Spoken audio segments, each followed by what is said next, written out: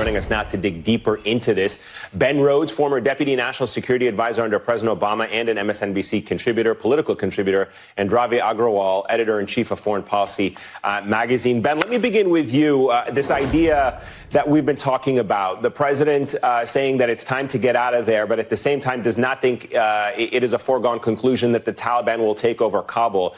First of all, do you agree with that assessment? Do you think that is, based on what you know, what you've seen, the Taliban are likely to not go after Kabul, or that even if they tried to go after Kabul, they would not be able to take it over as easily as we're seeing right now in other parts of the country? Well, I thought that President Biden was careful to not overpromise in this regard. I think all of us see that the momentum on the ground is very much with the Taliban.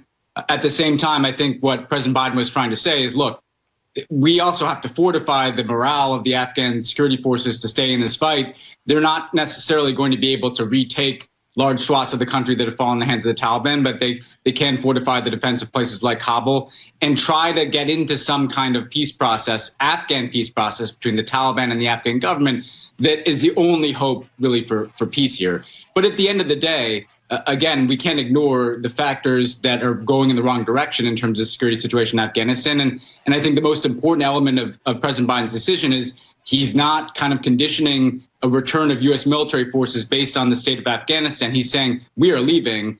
He's made the judgment that if we stayed here for another year or 2 years, things would not be improving anyway. And so this is really a decisive shift away from the U.S. using its military as the principal means of its policy to affect events inside of Afghanistan. He was saying today very clearly those days are over.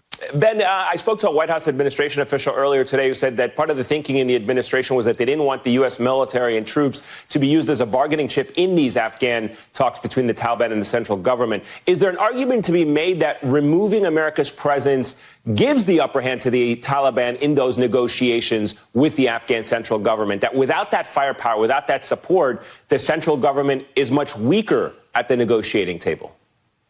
Yeah, I mean, look, there's no question that without the U.S. presence, which has been the muscle behind the Afghan security forces, the air power for the Afghan security forces, that diminishes their leverage at the table. I think what people have to understand is that Joe Biden, look, I was in the room with him in 2009 during the Obama administration's Afghan review, where he was arguing against the surge of troops. I think he has felt for a long time that we've been overextended in Afghanistan, that it's 20 years is long enough for the United States to be involved in a war in another country. And importantly, Ayman, that even if you subscribe to the belief that 2,500 or 5,000 U.S. troops can serve as some leverage in a negotiation, that that's a recipe for keeping them there forever, because the Taliban has not surrendered. The Taliban will continue to fight. And so you're creating a perpetual rationale to keep U.S. troops there, even as the situation's not improving. And he's saying, look, I'm going to break this cycle in the first year of my presidency, and 20 years is long enough. And again, that creates a lot of risks, and in a lot of ways we'll see difficult things happen in Afghanistan. But what he's saying is we have to recognize that there was a limit to what we can achieve in Afghanistan. We've achieved the central counterterrorism mission with al-Qaeda and Osama bin Laden, which is the reason we went there in the first place. And his foreign policy is shifting to a focus on China and climate change and other things that doesn't allow for the United States to continue to provide the amount of resources and bandwidth and obviously the risk to our troops that we have for the last 20 years. Ravi, what could the situation in Afghanistan look like 3 months, 6 months, 9 months down the road? Because I was also struck by the president repeatedly saying Afghanistan has never been a united country in its history, which I think some would look at and say that also is an indication that the administration perhaps is not really counting on Afghanistan going forward to be a united country, since it has never been one in its past. Yeah, that's right, Ayman. I'm sorry for the thunder behind me right now. I'm sitting near a window. But, you know, Biden had to strike a mixed tone in that on the one hand, he had to be positive about the outcomes in the coming months to try and defend the decision to go out. But on the other hand, he did leave room open to acknowledge the fact that this could turn south very quickly, much as though he tried to deny that reports from within U.S. intelligence had suggested that the government could fall within 6 to 9 months. Again, the truth remains that the Taliban has not only taken as many as 150 of the country's more than 400 districts this year, but that it is holding itself back. It could take more if it wanted to, and it likely will in the coming months. One of the things that didn't get discussed much in Biden's presser today is the fact that other countries have their own designs on what's going to happen in Afghanistan going forward. Right this minute, the Indian Foreign Minister, is in Russia. Both of those countries have designs on the future of Afghanistan.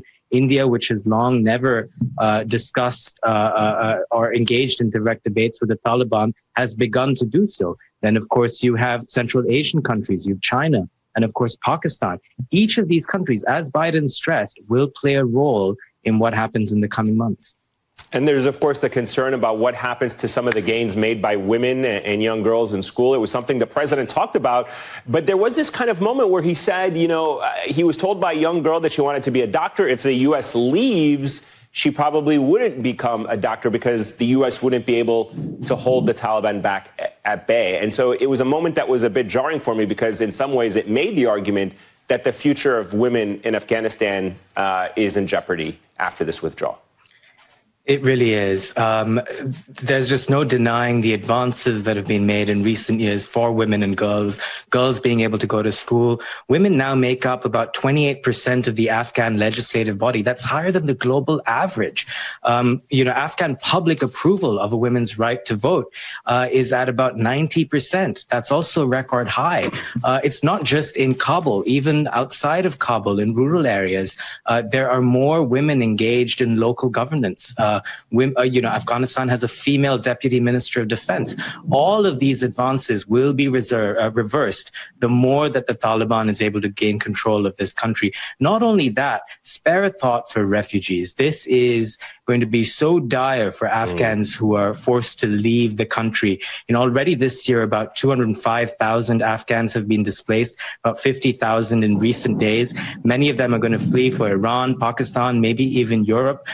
There are already 3 million registered Afghan refugees worldwide. That's about 1 in 10 of all refugees. This situation is only going to get worse, and I think the world will look to the United States to help out, to be able to fund the UN Refugees Agency and to be able to ask other countries, including those in Central Asia, to try and house them, to try and help them, to repatriate them. Of course, it's going to raise questions as well in the middle of a global pandemic. Ravi Agrawal, Ben Rhodes, thanks to the both of you for joining us this hour. Greatly appreciated, gentlemen.